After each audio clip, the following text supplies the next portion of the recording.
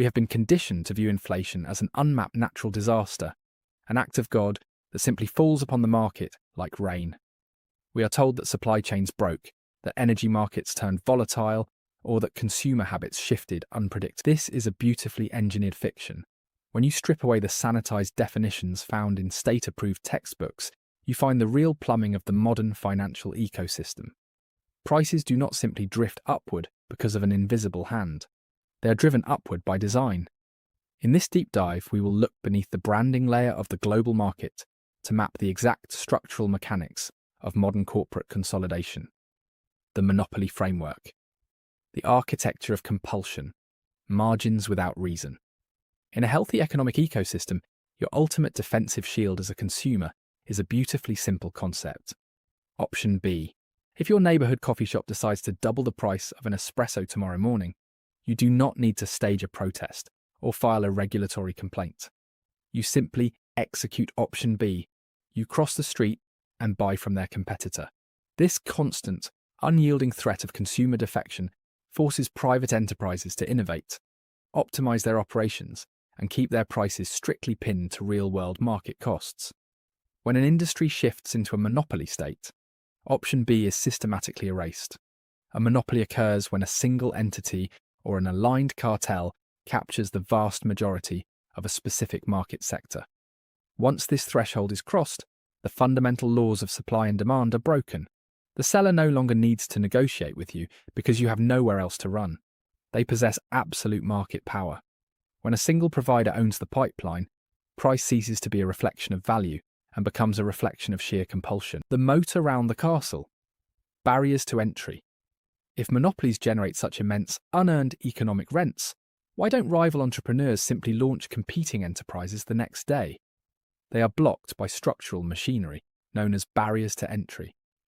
Think of these barriers as a deep, highly engineered moat dug around a corporate castle to keep market challengers dead in their tracks.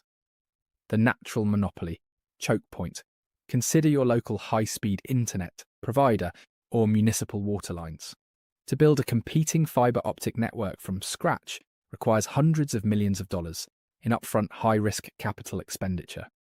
You must physically tear up city asphalt, secure municipal right-of-way permits, lay thousands of miles of physical copper or glass tubing, and construct regional data routing hubs. The immense cost of the entry ticket effectively guarantees that no competitor will ever show up to challenge the incumbent player. Legal and regulatory captures. In other sectors, the barrier is forged by the state itself. In the pharmaceutical industry, a corporation can secure a government-enforced patent on a life-saving drug molecule. For 20 years, that business holds the exclusive legal right to manufacture that compound, allowing them to price it at whatever astronomical tier the market can physically tolerate. New competitors are not out-competed, they are outlawed. The price discrimination matrix. Once a monopoly successfully solidifies its hold over an industry pipeline, it unlocks a highly sophisticated extraction mechanism, price discrimination. In a competitive market, a business must find a single, equilibrium price that appeals to the broadest group of consumers. A monopoly does not have to play by these rules. Instead of selecting one high price, they dynamically segment society to strip the maximum amount of capital from every individual socio-economic tier. Consumer surplus captured equals maximum tolerable price, minus base production cost. They realize that an executive traveling across the country for an emergency corporate merger is willing to pay 5 times more for an airline seat than a student traveling home for winter break. Because the monopoly controls the entire distribution infrastructure, they can track user metadata, analyze platform histories, and bucket consumers into distinct behavioral tiers. They extract the absolute maximum premium each individual person is financially capable of enduring before walking away entirely. You see this footprint everywhere, from algorithmic aviation booking platforms and software enterprise subscriptions to the opaque billing grids of private healthcare networks. The illusion of choice.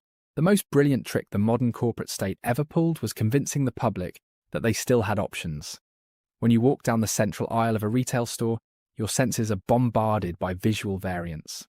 You see dozens of distinct logos, competing color schemes, varied price points, and unique marketing manifesto. Beneath this multi-branded facade lies an intense layer of corporate consolidation. Independent brands are quietly acquired by monolithic holding companies, yet their original logos are preserved. Consider the eyewear market. A consumer might compare frames across Ray-Ban, Oakley, Purcell, and Oliver Peoples, assuming they are participating in a vibrant, free market competition. In reality, every single one of those brands is owned by a single global mega-titan, Luxottica. They do not just manufacture the frames, they own the prominent retail networks, Sunglass Hut, LensCrafters, and the major vision insurance entities processing the transactions. You are welcome to change your brand preference as often as you like, but your capital lands inside the exact same corporate vault every single time. The crumbling shield. The modern compromise. Historically, the public relied on a legislative firewall to protect themselves from this type of capture. Antitrust law. In the early 20th century, frameworks like the Clayton Antitrust Act were utilized as systemic hammers to smash corporate concentrations apart. It was through these mechanisms that monopolies like Standard Oil and AT&T were broken into competing entities to restore market equilibrium. In the digital era, however, this legislative shield has largely fractured. Modern digital monopolies do not resemble the industrial rail barons of the past. They do not need to seize physical oil fields to control the world. Instead, they capture digital choke points, cloud storage layers, mobile operating systems, data search protocols, and foundational payment routing networks. Because old antitrust frameworks are built around the physical parameters of factories and shipping fleets, modern platforms operate in a massive regulatory loophole through the acquire-to-kill playbook. When an innovative startup develops a superior piece of software that could threaten a dominant platform, the incumbent player doesn't attempt to out-innovate them. They open up their near-infinite cash reserves, purchase the startup for a premium before it can achieve global scale, and systematically absorb its technology or bury it entirely. The competition is legally eliminated inside the cradle. The defensive manifesto. As the traditional protective walls of government regulation fail to keep pace with systemic centralization, the burden of defense shifts entirely onto you. Staying financially passive in a landscape dominated by corporate choke points means paying an unvoted, permanent efficiency tax on your existence. True financial autonomy requires moving past the superficial branding layer of the economy. You must audit your capital outflow, identify where real, undebatable market power sits, and intentionally rote your wealth away from captured choke points. Seek out decentralized alternative networks, support independent localized supply chains, and secure your long-term wealth in structurally scarce assets that cannot be swallowed or manipulated by a single corporate board. The institutional shields are broken. Defensive capital management is no longer an academic choice.